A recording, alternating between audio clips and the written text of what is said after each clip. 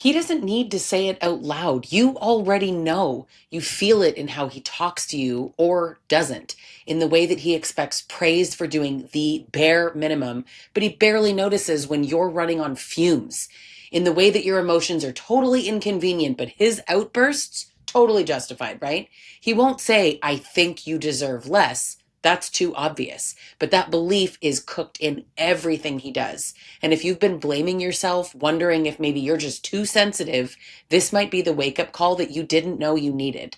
I talk about toxic and abusive relationships from lived experience and years of coaching survivors through the most confusing, painful dynamics, especially when it doesn't look like typical abuse. I'm Lisa Sonni. I've lived this. I've coached thousands of women through it, and I tell the truth about this stuff because too many women are actually still being gaslit by the people hurting them and by the culture that enables it. So subscribe if you want clarity and language for what you're experiencing and videos that frankly don't talk down to you. Leave a comment if something hits. That engagement helps the algorithm, but more importantly, it helps other women find this. So let's get into it. Some men, they don't hate women in an obvious, loud way, right? They're not following Andrew Tate or ranting about feminism on the internet, but they still think that women deserve less. Maybe not even consciously. They probably wouldn't say it, but it's in their expectations and how they show up, how they quickly withdraw when you start asking for anything more than crumbs. They think that women are supposed to give more, serve more, forgive more, shrink more. And they think that men are supposed to lead and decide and dominate and receive.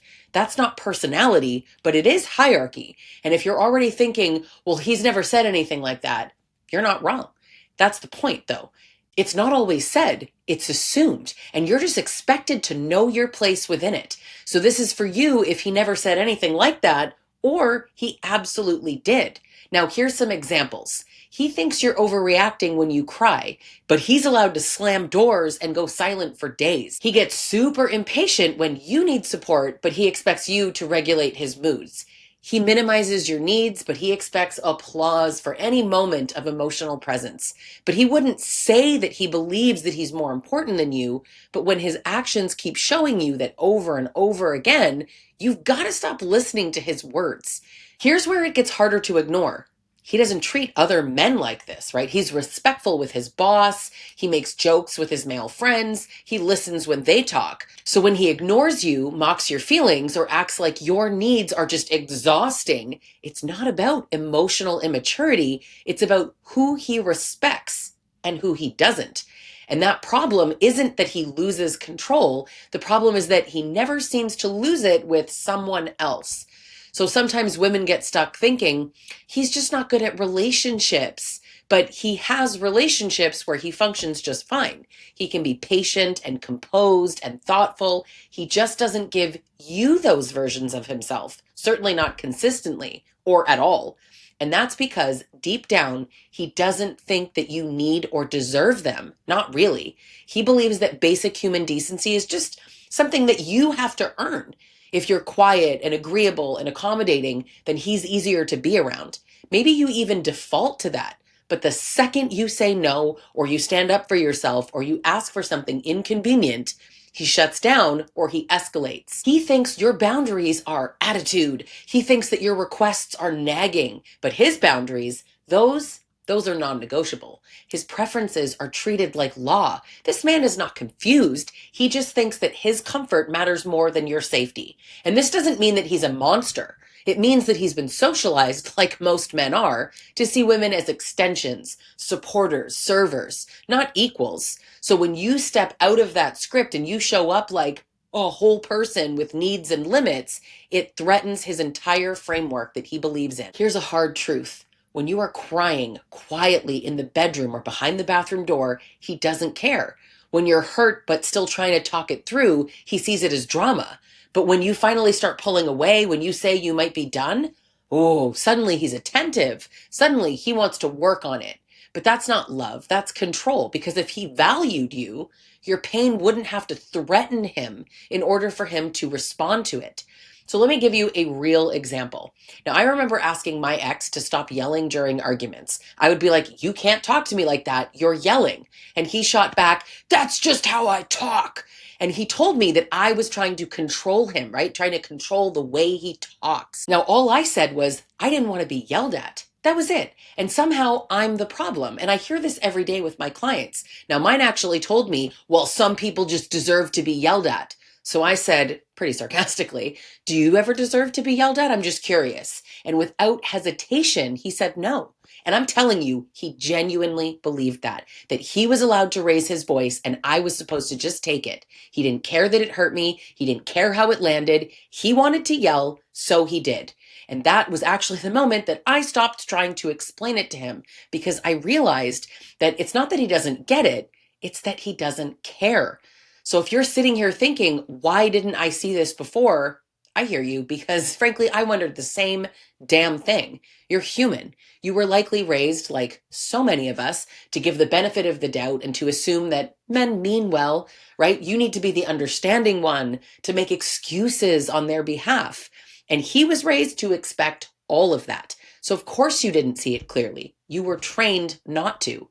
Meanwhile, he probably still thinks that he's a good guy because he's not out here punching holes in walls or cheating, because he goes to work, because he doesn't care what other men do. But you don't need someone to be a monster for them to make you feel small. You just need someone who believes that they matter more than you do. Sometimes you tell him that you're overwhelmed and he laughs, right? Or he shrugs and he's just like, my God, calm down.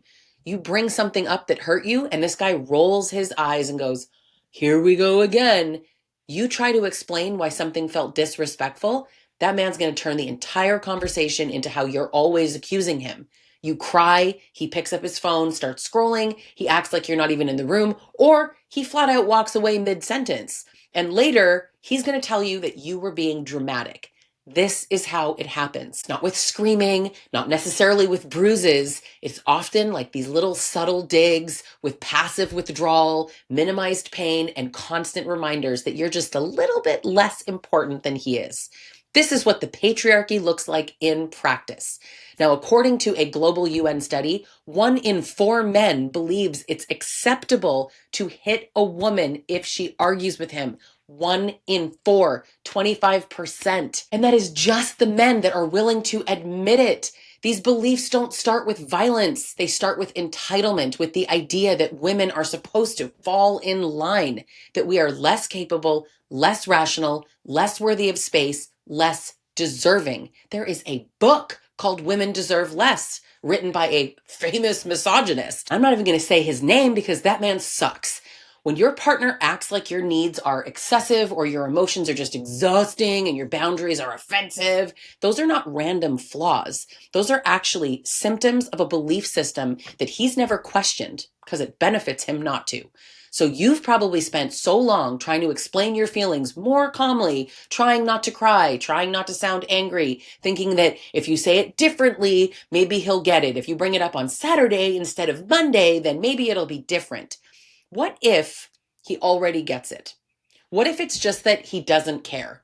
What if he hears everything you say and this man still believes that you should be giving more and needing less? This is how the patriarchy lives inside a relationship. It is not just about what happens in courtrooms and laws and headlines. It is about a man who was taught directly or indirectly that a woman's pain is less urgent. Women's opinions are less valid. Women's needs, they're negotiable. And when that's what he believes, even if he says he loves you, you will always be fighting for scraps. You will always be the one trying harder, explaining more, bending, silencing yourself, all to keep the peace. Whose peace are you keeping? And all of that effort won't change the root problem. He doesn't see you as an equal. He doesn't see you as someone whose experience of the relationship matters as much as his own, because he can just call you crazy. And you know what? It's not always intentional. It often is, but it's not always intentional. He might actually believe that he's doing his best. He might believe that he's a good guy. And maybe he is in other areas of his life. But in this relationship, if his actions are telling you over and over again that your needs are too much, your emotions are inconvenient, then that's who he is. That's who he is here. That's who he is with you. And that version of him is not safe. So here's a quick little gut check. If you start asking yourself, would he treat a male friend this way? And the answer is no.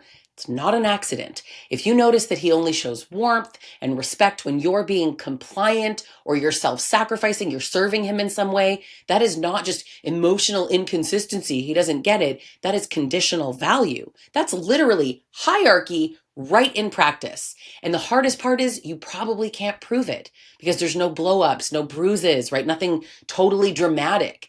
But if you feel chronically one down, constantly regulated, always walking on eggshells, that is not your imagination. It's the result of being in a dynamic, in a relationship where you are expected to do more of the emotional labor than you receive. And if you push back, you're labeled as the problem. So if this whole thing is just resonating with you, I invite you to not dismiss it because your body is recognizing the imbalance that your brain has been trained to justify. You don't deserve less because you're a woman. You don't deserve less because you're emotional or imperfect or hurt. And the second that you stop accepting his damn crumbs and calling it compromise, everything's going to change. Leave a comment if this hits something for you. Share it if you know someone who's just been conditioned to accept less than they deserve. And if you are ready to stop shrinking and start healing. Join me inside the Trauma Bond Recovery course. You're not just going to get clarity, you're going to get tools and community to rebuild. Subscribe for more. And can we just stop pretending this is miscommunication when it is straight up inequality? Let's stop waiting to be treated like we matter because you already do.